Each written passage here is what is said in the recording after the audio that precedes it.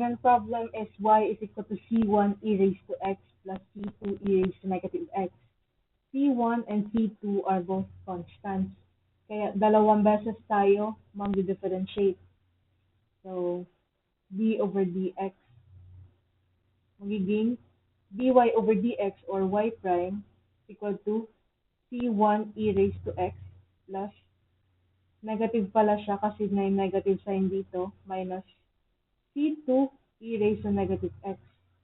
Isa pa nating pag-differentiate magiging y double prime is equal to c1 e raised to x plus negative times negative magiging positive c2 e raised to negative x.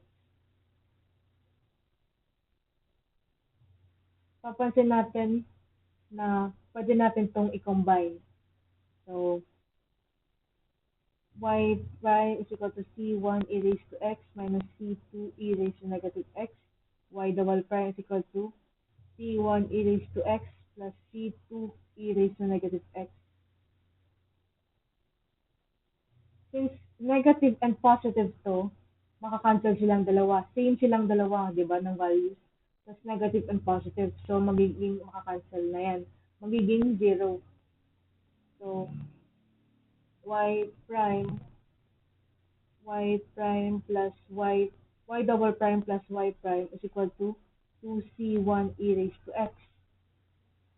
So, paano natin malalaman yung c1 e raised to x?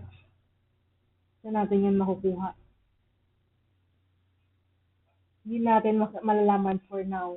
So, ang una natin gawin ay, ang equate naman natin equations ay yung original equations which is this one and yung second equation.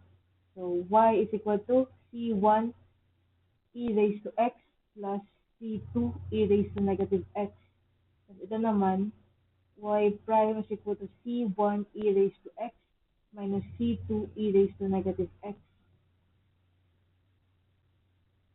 Positive, negative, same values. Ibig sabihin makakasal silang dalawa. So, simplifying magiging, wait lang. Simplifying magiging y prime plus y is equal to 2c1 e raised to x. Alam natin na ito, 2c1 e raised to x din.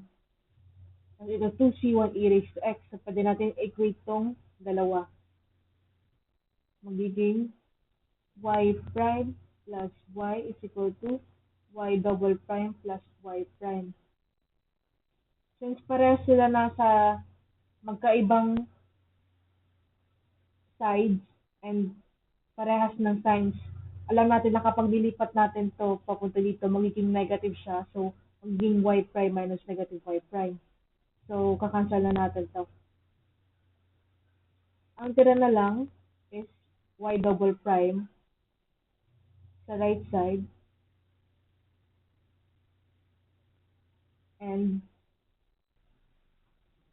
y sa left side. So, magiging y double prime minus, lipat natin to sa left side, y is equal to 0. So, yan na yung final answer.